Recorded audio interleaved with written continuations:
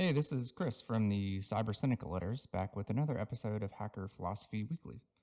This week, I'm going to touch on what I call the danger zone.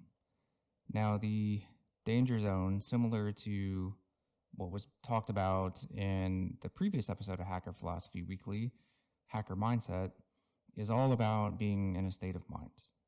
And then after doing a deep dive into this subtopic, do encourage anyone interested in hacking or philosophy to check out Letter 3 on Fair Winds, available on cyberseneca.com under the section titled The Letters for more hacking philosophy goodness.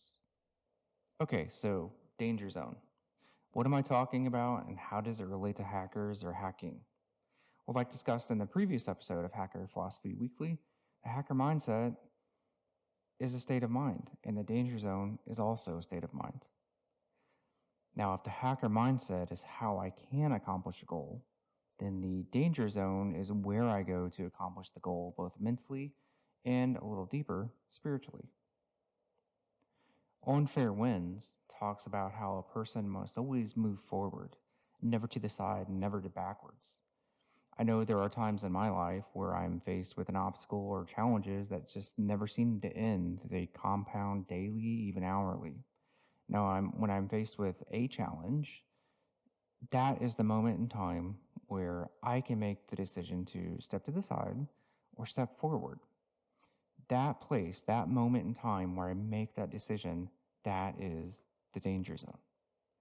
Now, the danger zone in and of itself is not dangerous.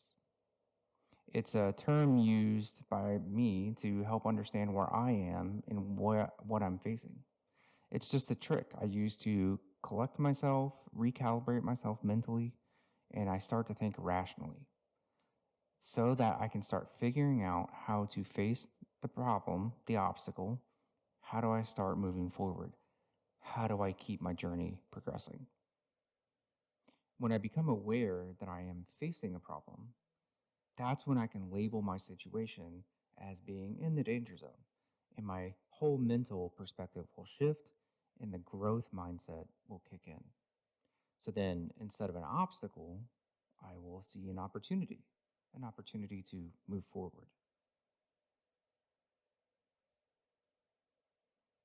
Now, as a hacker, my options for overcoming obstacles are vast.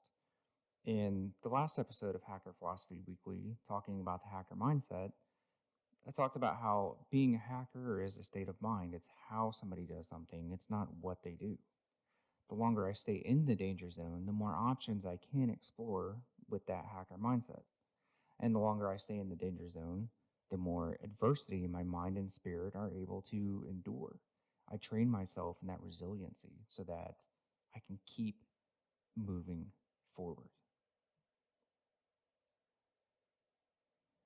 I know that one day there will come an obstacle that in the future that today I am not ready to face. If I were to face that obstacle right now, couldn't do it. I would move forward right into a brick wall. Now, each minute that I spend in the danger zone now prepares me for that challenge. It brings me one step closer to seizing an opportunity when it presents itself. And for example, my current job, many would consider it a dream job, and I count myself among them. I am a manager of hackers at a world class company where I have opportunities to explore the philosophy behind offensive operations. That's easy. That's a cool job. I could not have seized that opportunity had I not given up on job interviews, of which I failed more than 20 over the course of a year. So that's 365 days of repeated failure of I'm trying to move forward, the obstacle's still in front of me. I will figure out a way to move forward anyway. I stayed in the zone, the danger zone. I kept moving forward.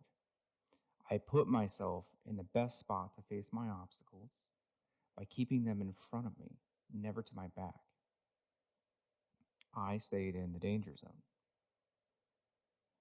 And my advice, stay in the danger zone, be a hacker, and fair winds will find and guide you. So until then, farewell Thank you for listening, and I'll see you out in the seas of cyberspace.